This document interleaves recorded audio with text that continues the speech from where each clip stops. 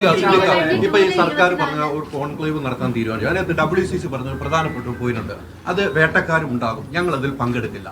അത്തരം ഒരു സംഭവം നടക്കുമ്പോൾ അമ്മയുടെ നിലപാട് അതിനകത്ത് ആരൊക്കെയായിരിക്കും വരുവാന്ന് പരീക്ഷ. ഈ ഇടയ്ക്കാണ് ഇങ്ങനെ ഒരു കോൺക്ലേവിനെ പറ്റി കേൾക്കുക. എന്താണ് ഈ കോൺക്ലേവിന്റെ ഉദ്ദേശമെന്നോ, എന്താണ് കോൺക്ലേവിന്റെ സ്ട്രക്ചർ എന്നോ, ആരാണ് ഇപ്പൊ സർക്കാരാണ് കോൺക്ലേവ് പ്ലാൻ ചെയ്തിട്ടുള്ളതെന്ന് അറിയാം. അത് ഞങ്ങൾ ആരും ക്ഷണിച്ചിട്ടില്ല.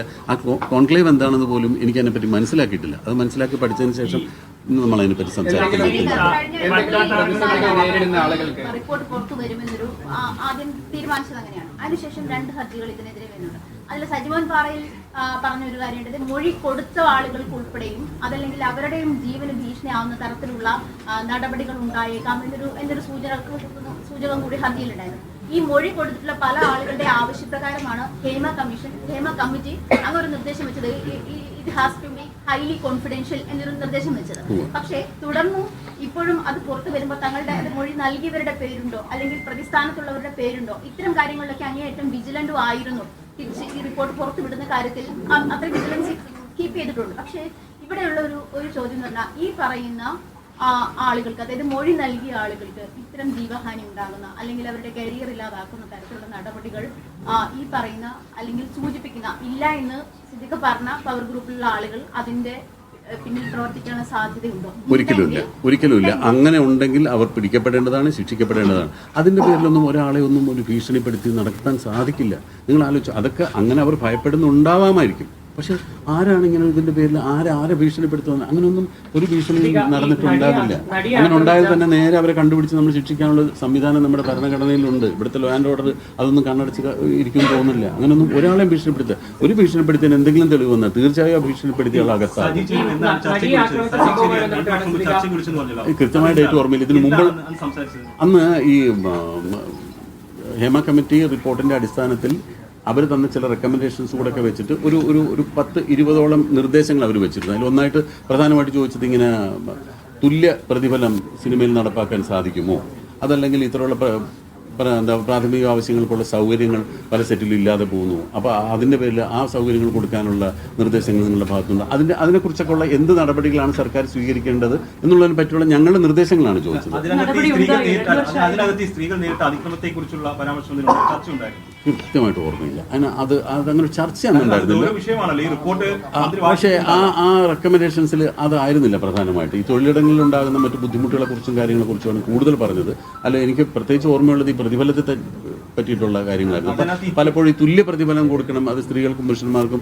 ഈ സിനിമയിൽ അങ്ങനെ ഒരു വിവേചനം അങ്ങനെ ചെയ്യാൻ പറ്റില്ല. അതിൽ സ്ത്രീകൾക്ക് കൂടുതൽ, ചില സ്ത്രീകൾക്ക് കൂടുതൽ പ്രതിഫലമായിരിക്കും, ചിലപ്പോൾ കുറവായിരിക്കും, ചിലപ്പോൾ പുരുഷന്മാർക്കായിരിക്കും കൂടുതൽ, ചിലപ്പോൾ പുരുഷന്മാർക്ക് കുറവായിരിക്കും. അപ്പോൾ അങ്ങനെയുള്ള കാര്യങ്ങളായിരുന്നു അന്ന് കൂടുതൽ. പക്ഷേ സ്ത്രീകൾ പ്രധാനമായിട്ട് ഉന്നയിച്ചത് അവർക്ക് പ്രാഥമിക ആവശ്യം നിർവഹിക്കാനുള്ള സൗകര്യം ചെയ്തു കൊടുക്കുന്നില്ല. നമുക്കറിയാം, ഇപ്പോൾ പ്രധാനപ്പെട്ട നടിമാർക്ക് ക്യാരവാൻ കൊടുക്കുന്നുണ്ട് ലൊക്കേഷനിൽ. എന്തുകൊണ്ട് വളരെ അടിസ്ഥാന സൗകര്യമായി ടോയ്ലറ്റ് സൗകര്യം ഏർപ്പെടുത്തി കൊടുക്കുന്നില്ല? ഇതൊക്കെ ഇഷ്യൂസ് അല്ലേ? ഇതെല്ലാം ഇഷ്യൂസാണ്. ഇതിലൊക്കെ ഞങ്ങൾ സംഘടനകൾ ഇടപെടുന്നത്, അഭിനയിക്കുന്നവരുടെ സംഘടനകൾ ഇടപെടുന്നതിന് പരിമിതികളുണ്ട്. നമുക്ക് ചെയ്യേണ്ടത്, നമ്മളിപ്പോൾ സർക്കാരിന് ഇത്തരം കാര്യങ്ങൾ തീരുമാനിക്കാവുന്ന ഒരു കാര്യം എന്ന് പറയുന്നത് അല്ല. ഇപ്പം ഞങ്ങൾ ഈ സംഘടന ബേസിക് നീഡ് നമ്മളെ കൊണ്ടാവുന്ന രീതിയിൽ പറയുന്നുണ്ട്. ഇപ്പോൾ ഒരു നിർമ്മാതാവിന് എത്ര കാരവൻ പ്രൊവൈഡ് ചെയ്യാനുള്ള കപ്പാസിറ്റി ഉണ്ടാവും, അതനുസരിച്ച് അവർക്ക് ചെയ്യാൻ പറ്റുള്ളൂ.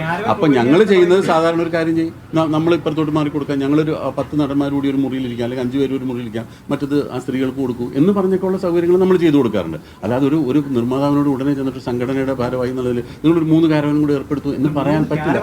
ഞാനൊന്ന് പറഞ്ഞു. അപ്പൊ ഇത്തരം സൗകര്യങ്ങൾ ചെയ്തു കൊടുക്കുന്നത്, ഇതൊന്നും മുമ്പത്തെ പരിസ്ഥിതി അല്ല. ഇപ്പോൾ നിങ്ങൾ അന്വേഷിച്ച് നോക്കണം, നിങ്ങൾ ഏതെങ്കിലും സെറ്റിൽ പോയി നോക്കൂ, ഇവർക്കെല്ലാം ആവശ്യത്തിന് സൗകര്യങ്ങളുണ്ട്. അല്ലാതെ സൗകര്യങ്ങളില്ല എന്ന് പറയുന്നത് തെറ്റാണ്. ഇത് 4-5 വർഷം മുമ്പ് ശരിയാണ്, ഇത്തരം ബുദ്ധിമുട്ടുകൾ ഉണ്ടായിരുന്നു. ഇതൊന്നും ഇല്ലാത്ത കാലഘട്ടത്തിൽ ഞങ്ങൾ അഭിനയിച്ചിട്ടുണ്ട്. അപ്പൊ അന്ന് പറഞ്ഞതിന് ശേഷം ഒരുപാട് മാറ്റങ്ങളുണ്ടായി, ഒരുപാട് മാറ്റങ്ങൾ വന്നിട്ടുണ്ട്, പല കാര്യങ്ങളിലും മാറ്റങ്ങൾ വന്നിട്ടുണ്ട്, കൊണ്ടുവന്നിട്ടുണ്ട്. അത് അത്തരം നിർദ്ദേശങ്ങൾ ആരൊക്കെ നിർദ്ദേശങ്ങൾ പറഞ്ഞിട്ടുണ്ടോ അതനുസരിച്ചുള്ള മാറ്റങ്ങൾ സിനിമയിൽ ഉണ്ടായിട്ടുണ്ട്. പോസിറ്റീവായിട്ടുള്ള ഒരുപാട് മാറ്റങ്ങൾ വന്നിട്ടുണ്ട്.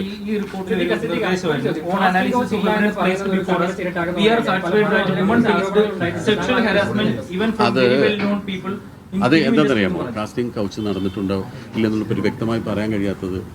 ഞങ്ങൾക്ക് അത്തരം അനുഭവങ്ങൾ ആരെങ്കിലും നേരിട്ട് റിപ്പോർട്ട് ചെയ്തെങ്കിൽ മാത്രമാണ് നമുക്ക് ഇന്ന ആൾക്കുണ്ടായി, ഇന്ന സ്ഥലത്തു നിന്നുണ്ടായി, അങ്ങനെ ഇടപെടാൻ ചിലപ്പോൾ നമുക്ക് പറ്റുമായിരിക്കും. അതല്ലാതെ ഇത് നേരത്തെ പറഞ്ഞ പോലെ പറയാൻ ഭയപ്പെടുന്നു എന്നൊക്കെ പറയുമ്പോൾ പിന്നെ നമുക്കത് അന്വേഷിച്ച് കണ്ടുപിടിക്കാനുള്ള ഒരു ചുമതല ഏറ്റെടുക്കാൻ സാധിക്കാത്തതുകൊണ്ടാണ്. നേരെ മറിച്ച് ഇങ്ങനെ ഒരു കാസ്റ്റിംഗ് കൗച്ച് ഒരാളുടെ ഭാഗത്തുണ്ടായിരുന്നെങ്കിൽ തീർച്ചയായിട്ടും അതിന് നടപടി എടുത്തിരിക്കുക. അതിന് ഒരു ബുദ്ധിമുട്ടില്ല. 17 തവണ റീടേക്കിലൂടെ ഷോട്ട് വീണ്ടും എടുക്കാൻ നിർബന്ധിക്കുന്ന നടനെ കുറിച്ച് പറയുന്നു. രാത്രി കാലങ്ങളിൽ നടികളുടെ വാതിലിൽ മുട്ടുന്ന പ്രമുഖ താരങ്ങളുണ്ടെന്ന് റിപ്പോർട്ട് പറയുന്നു. അപ്പോൾ ഈ പ്രമുഖരൊന്നും നിങ്ങളുടെ സംഘടനയിൽ ഉൾപ്പെടാത്തവരാണെന്നാണോ നിങ്ങൾ ഇപ്പോഴും പറയുന്നത്? ഇതാരാണെന്ന് അറിഞ്ഞാലല്ലേ ഉൾപ്പെടുന്നവരാണോ ഉൾപ്പെടാത്തവരാണോ എന്ന് നമുക്ക് പറയാൻ സാധിക്കുള്ളൂ. ഇതൊന്നും ആരാണെന്നോ എന്താണെന്നോ നമുക്കൊരു ഒരു പുകമറ സൃഷ്ടിച്ച് ഇങ്ങനെ സംഭവങ്ങൾ ഉണ്ടായി എന്ന് പറയുന്നത് കൃത്യമായിട്ടൊരു കാര്യം പറഞ്ഞാൽ തീർച്ചയായിട്ടും അതിനുള്ള നടപടി എടുക്കാൻ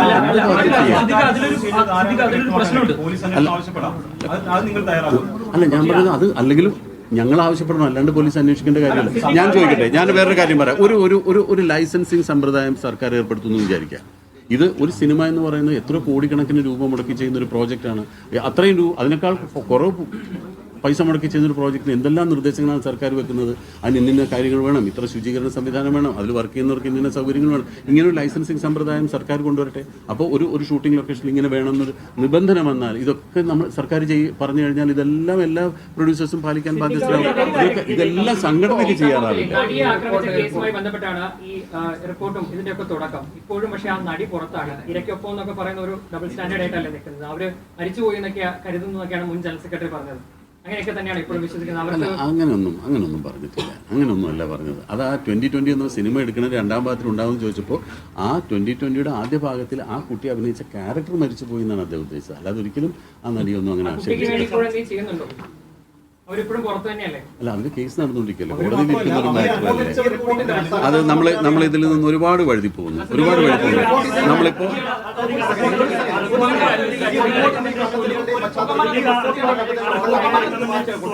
സർക്കാർ നടപ്പാക്കിയ നല്ലതാണെന്ന് പറയുന്നു, എത്രയും വേഗം നടപ്പിലാക്കണമെന്നൊക്കെ ആവശ്യപ്പെടുന്നു. നല്ല നിലപാടാണ്. പക്ഷെ അതിലുന്നയിച്ച ആരോപണങ്ങൾ ഓരോന്നും നിങ്ങൾ നിഷേധിക്കണം. കാസ്റ്റിംഗ് കൗച്ച് ആവട്ടെ, പവർ ഗ്രൂപ്പിന്റെ നിഷേധിച്ചിട്ടില്ല. ആരോപണം നിഷേധിച്ചു എന്ന് പറയല്ലേ? കംപ്ലീറ്റ് ചെയ്തത് ഈ പവർ ഗ്രൂപ്പ് ഇല്ല എന്ന് പറയുന്നു, ഈ കാസ്റ്റിംഗ് കൗച്ച് നടന്നില്ല എന്ന് പറയുന്നു. അപ്പൊ ഈ കമ്മിറ്റിക്ക് മുമ്പിൽ പോയി മൊഴി കൊടുത്ത അംഗങ്ങൾ കള്ളം പറഞ്ഞു എന്നുള്ളതാണോ നിലപാട്? അല്ല, ഒരിക്കലുമല്ല. കമ്മിറ്റിക്ക് മുമ്പിൽ പോയി അംഗങ്ങൾ പറഞ്ഞ കമന്റുകൾ അതിൽ നിന്ന് മാത്രമാണ് ഞങ്ങൾ ചില കാര്യങ്ങൾ മനസ്സിലാക്കിയിട്ടുള്ളൂ. അതല്ലാതെ ഇതിന് കോമൺ ആയിട്ട് ഇതിനു മുമ്പ് ഞങ്ങൾക്ക് അത്തരം കാര്യങ്ങൾ ഞങ്ങളുടെ ശ്രദ്ധയിൽപ്പെട്ടിട്ടില്ല എന്ന് മാത്രമേ പറഞ്ഞിട്ടുള്ളൂ. ഇതൊക്കെ അങ്ങനെ പറഞ്ഞിട്ടുള്ള ആളുകൾ നമ്മൾ നേരിട്ട് വന്ന് പറഞ്ഞാൽ അതിന് മറുപടി പറയാം. അതിൽ ഒരു ജനറലൈസ് ചെയ്ത് അങ്ങനെ പറയാൻ സാധിക്കില്ല. പറഞ്ഞിട്ട് സാർ, അങ്ങ് അമ്മയുടെ ജനറൽ സെക്രട്ടറിയാണ്, ആർക്കെല്ലാം അങ്ങ് ക്ലീൻ ചിറ്റ് കൊടുക്കും ഈ ഒരു അവസരം?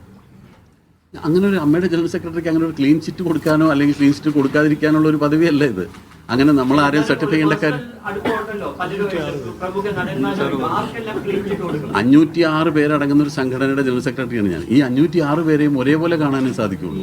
ഓരോ മെമ്പേഴ്സിനുള്ള, അല്ലാതെ ഒരു ക്ലീൻ ചിറ്റ് കൊടുക്കേണ്ട ഒരു അതോറിറ്റി അല്ല ഞാൻ.